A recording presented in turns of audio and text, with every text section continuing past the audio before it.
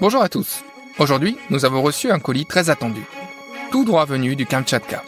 Ouvrons-le. À l'intérieur, nous trouvons des blocs de glace et le crabe du Kamtchatka. Exactement dans sa forme complète, il a été très dur à obtenir. Il pèse près de 4 kilos. On va devoir l'ouvrir.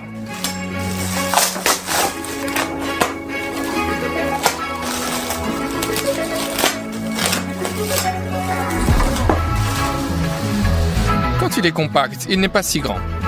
Mais si vous dépliez ses phalanges, vous voyez immédiatement qu'il s'agit d'un monstre qui a été tiré du fond de l'océan. Il existe de nombreuses sortes de crabes, mais il n'y a presque rien à manger dedans. Celui-ci, en revanche, a beaucoup de viande. C'est pourquoi il est considéré comme le plus cher du monde. Notre crabe coûte 220 $. Il est déjà bouilli. Nous devons donc en retirer la viande. On arrache la coquille. Enlevez maintenant les branches.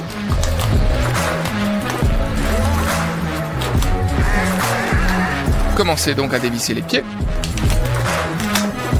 Faisons-le avec précaution, car les épines sont assez pointues.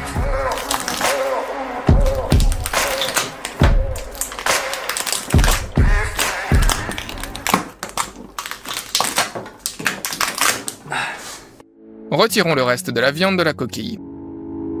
Il y a une montagne de phalanges. Vous devez les séparer au niveau des joints.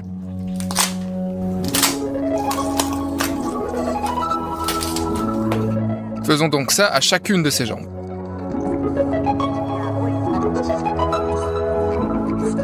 Maintenant, prenez une phalange, coupez-la dans le sens de la longueur avec des ciseaux. Et obtenez donc un vrai bâton de crabe entier.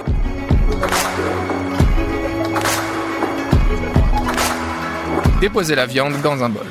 Après une vingtaine de minutes, nous aurons extrait toute la chair du crabe. Il y a maintenant 220 $ de crabe dans ce bol. Sous cette forme, le crabe peut déjà être consommé. Le goût est à peu près le même que celui du crabe. Seulement, c'est 2 fois plus riche et la viande est plus juteuse. Faisons 3 plats de crabe complètement différents. Commençons avec le crabe bénédicte. Prenons les morceaux de crabe divisés en fibres à transférer dans un bol. Prenez un petit oignon vert, coupez-le en rondelles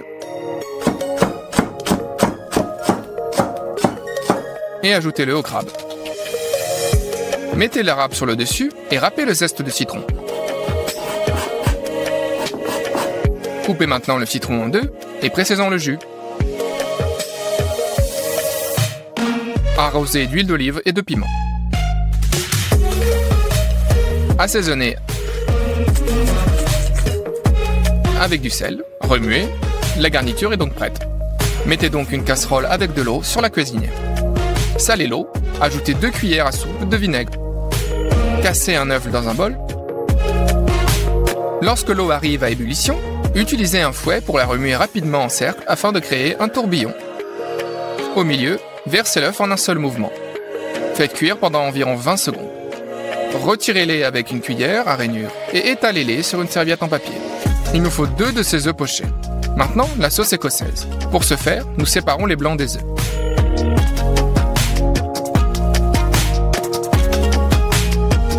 Ce dont nous avons besoin, c'est le jaune d'œuf. 4 jaunes d'œufs en fait. Mettez-les dans un bain de vapeur, remuez rapidement. Après 15 secondes, enlevez-les. Versez donc un peu de vinaigre et d'huile en un mince filet et remuez. Faites épaissir progressivement la masse. Assaisonnez ensuite avec du sel et versez dans une casserole.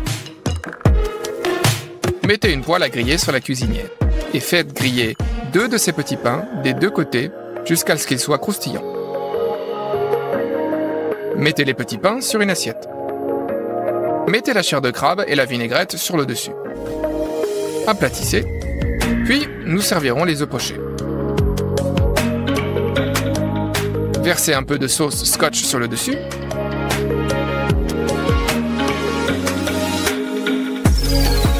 Et enfin, saupoudrez de paprika. Le crabe bénédicte est prêt. Cassons l'œuf. Le jaune d'œuf s'étale juste comme il faut.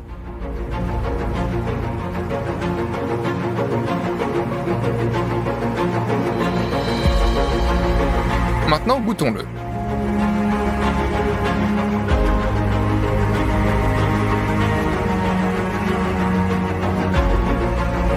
c'est incroyablement délicieux. Toast croustillant, jaune d'œuf coulant, sauce écossaise et crabe, le petit déjeuner des rois. Le prochain plat est le tom yum. Tout ce dont nous avons besoin, c'est du crabe, des coquilles et des crevettes. Ajoutons aussi du lait de coco, de la pâte tom yum, du bouillon de poisson en granulé, de la sauce de poisson, de la sauce d'huître et des tomates cerises. Ouvrons le bonito kanzashi. Déposons les boulettes dans la casserole. Versons 2 litres d'eau bouillante. Et remuons jusqu'à ce que les granulés soient dissous. Préparez un riche bouillon de poisson. Allumez la cuisinière. Portez le bouillon à ébullition. Ouvrons maintenant le lait de coco. Bien que ce lait ressemble plus à une pâte. Mettons-le dans le pot.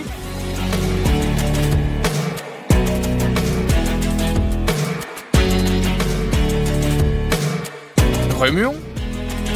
Et la soupe devient blanche. Ajoutez donc la sauce de poisson, ainsi qu'une cuillère à soupe de sauce d'huître.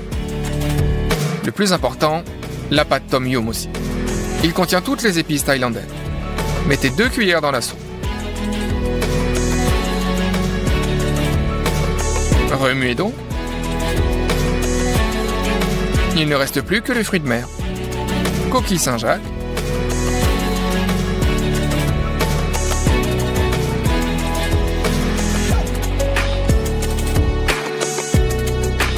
Et crevettes décortiquées. Ainsi que le crabe royal. Coupez les tomates cerises en 2 et mettez-les dans la soupe. Remuez une dernière fois et le tom yum au crabe est prêt. Versez-le dans une louche et remplissez une assiette.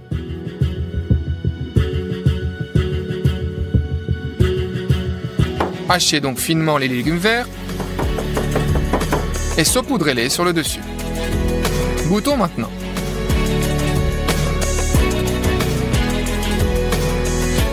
C'est l'une des soupes les plus riches que j'ai jamais mangées. Une soupe si puissante et épicée, avec beaucoup de fruits de mer. Pour le 3e plat, nous avons besoin de phalanges de crabe entières. Nous les coupons donc en morceaux, qui seront faciles à manger. Mettons-les donc dans une assiette. Mettons quelques cuillères à soupe de farine ordinaire sur le dessus. Couvrez maintenant avec une assiette plate et secouons. Maintenant, ouvrons. Tous les morceaux sont uniformément enrobés de farine. Mettez une poêle à frire sur le feu.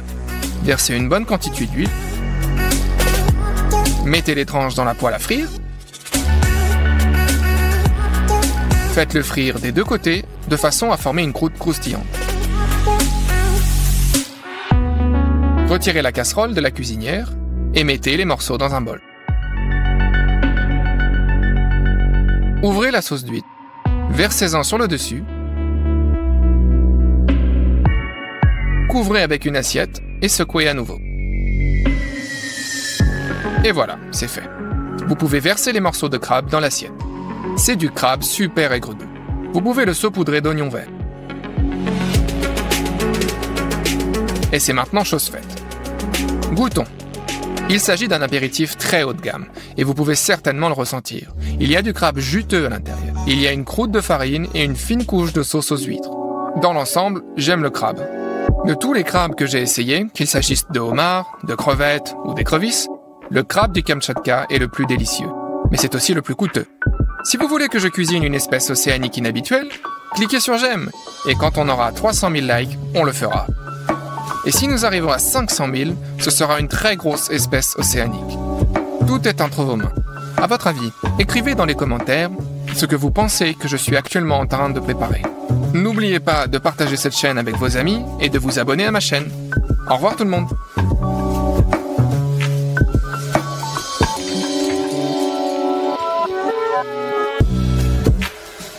Bonjour tout le monde, je pense que beaucoup de gens ont essayé le Kinder Bueno. Allez, on va l'ouvrir. On va faire exactement la même chose, mais dans une taille un peu plus grande. Bon, d'abord, on doit l'essayer. Alors, il y a du chocolat à l'extérieur, mais une couche de gaufrette avec de la pâte de noix. Et puis, il y a de la crème, qui a aussi un goût de noisette. La première chose dont nous avons besoin est un énorme moule. Mon père le fabriquera. pour nous à partir de cet énorme tuyau. Utilisez un mètre ruban pour mesurer 1,20 m. Et marquez-les avec un marqueur. Percez un trou sur le côté avec un tournevis.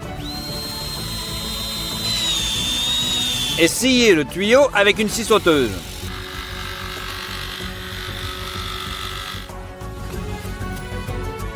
Maintenant, tirez dans le sens de la longueur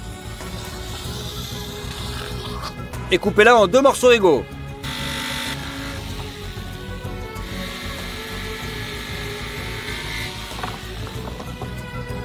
Et voilà, on va faire un stand de bois. Pour cela, il faut scier une grande planche en 2 parties.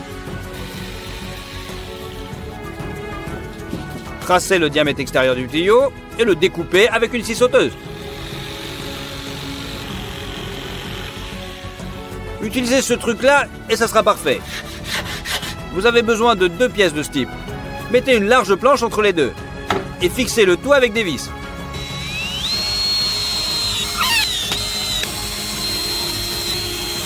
Nous avons également découpé 2 grands demi-cercles dans du bois et 3 plus petits, mais ils sont 2 fois plus larges. Placez la moitié du tube sur le support. Collez le plus grand demi-cercle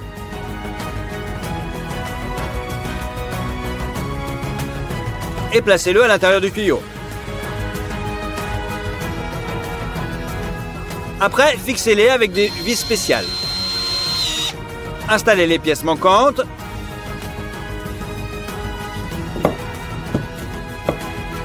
Et notre forme est prête. Mais pour la rendre utilisable, vous devez enlever les petits bouts de bois.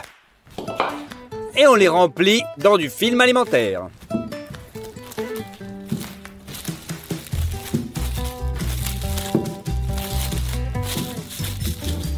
C'est prêt.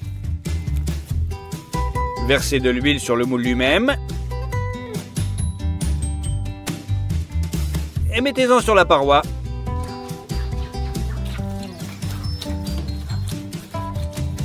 Et remettez du papier.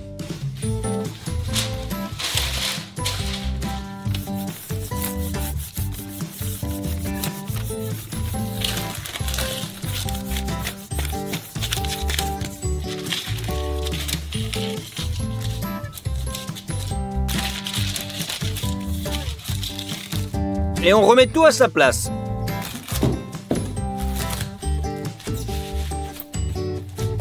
On va commencer par les noix. Il nous en faut 20 kg. Mettez-les dans un hachoir à viande.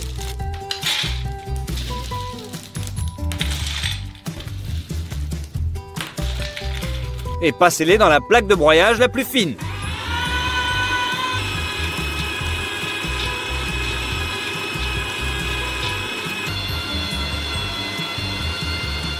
Après, au mixeur, du sucre et du cacao. Nous prenons 1 kg de noix concassées. Mélangez et versez. D'ailleurs, au début, alors que la masse est sèche, elle peut décrocher. Alors donnons-lui un coup de main. Ensuite, nous ajoutons du sucre et du cacao en poudre.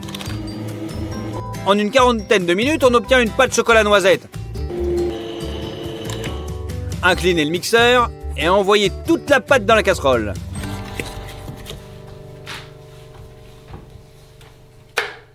De cette façon, nous transformons 10 kg de noix en pâte. C'est prêt. Maintenant, on va pétrir la pâte pour les gaufres. Cassez 48 œufs dans un bol.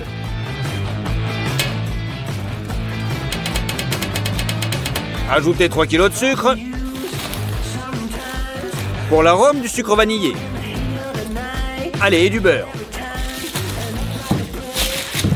On en coupe 1,5 kg et on le met dans la poêle. Et 1 kg de margarine. Allez, tout ça sur le feu. Faites fondre. Et versez dans un plat. Remets avec un fouet jusqu'à obtenir un mélange homogène. Puis on ajoute 3 kg de farine. Et on pétrit bien la pâte.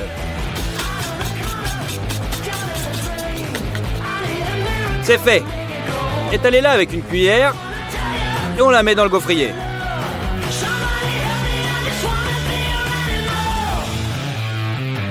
On ferme. Et après 3 minutes, c'est prêt. Vous pouvez les sortir. Ensuite, prélevez la pâte de noix et étalez-en une couche épaisse sur la gaufre. Puis, nous les collons à l'intérieur du moule. Nous avons fait comme une sorte de tapis roulant. Et pendant que l'un faisait cuire les gaufres, les 4 œufs à la fois, l'autre les plaçait dans le moule jusqu'à ce qu'elles soient complètement remplies. Allez, on passe à la crème. Nous ouvrons les œufs en bouteille et les versons dans un bol. Il y a 20 œufs dans chacune de ces bouteilles. Et nous en avons 10 au total.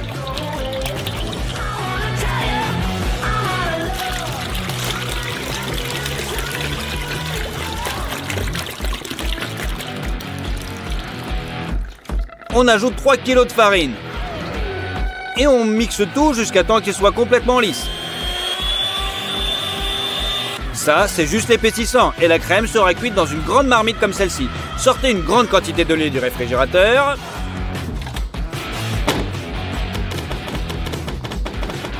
On l'ouvre. Et on verse dans une casserole.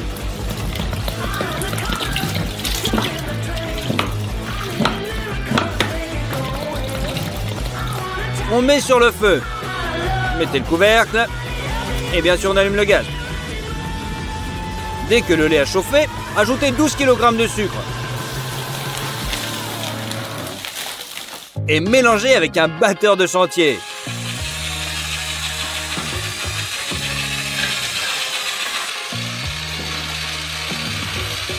Sans cesser de remuer, versez l'épaississant en un mince filet.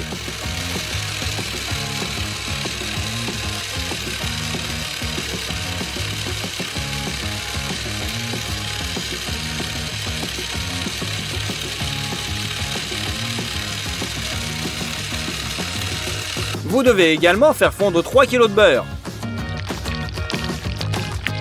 Versez-le dans la crème. Mettez le reste des noix concassées et remuez jusqu'à ce que notre crème soit homogène.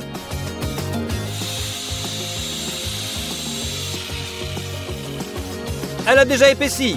Versez-la dans le moule.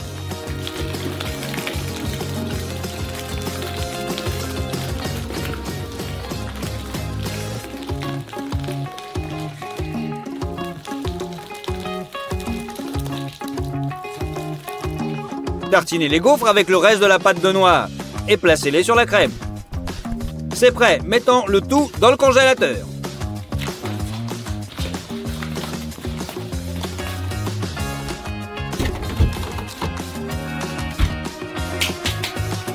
Deux jours plus tard, tout est prêt. On va passer donc à l'étape suivante. Déballer le chocolat au lait.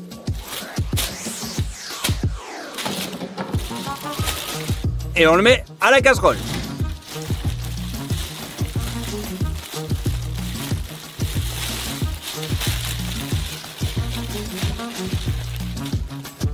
Allumez pour qu'il commence à chauffer.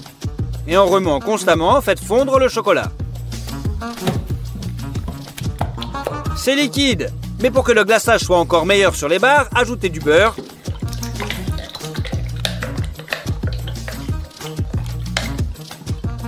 Et remuez. Et maintenant, c'est beaucoup plus fluide.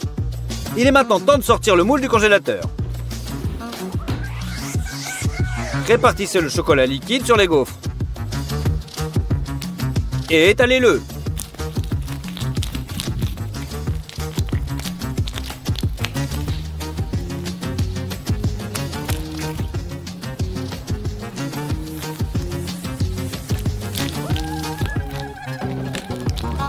Et ainsi de suite jusqu'à ce que toute la surface soit recouverte de chocolat. Ajoutez plus de chocolat dans la marmite.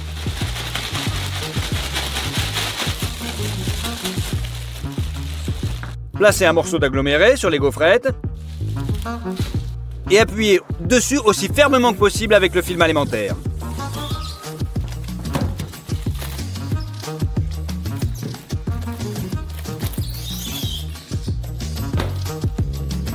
Mettez d'abord le moule sur le sol. Puis retournez-le sur une surface surélevée recouverte de film alimentaire. Le film alimentaire peut être retiré.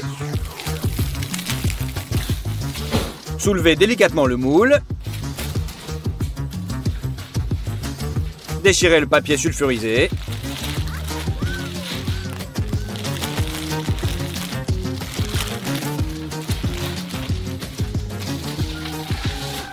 Et ouvrez le film alimentaire autour du demi-cercle en bois. Vissez-y une vis et retirez-la. Et enlevez la feuille elle-même.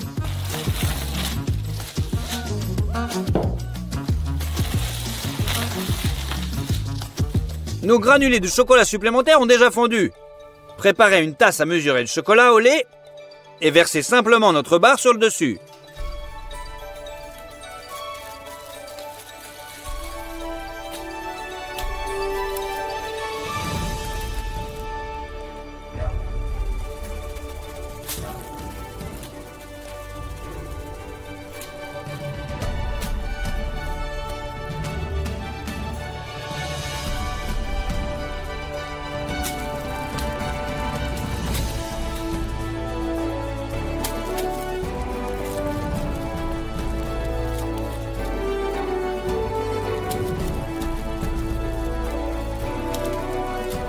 Allez, on fait encore une couche. Et on laisse le chocolat durcir. La seule chose qui reste à répéter, ce sont ces fines lamelles du chocolat noir. Placez un bol dans un bain de vapeur, versez-y le chocolat noir. Et faites-le fondre en remuant sans cesse. Versez le chocolat déjà liquide dans une poche à douille.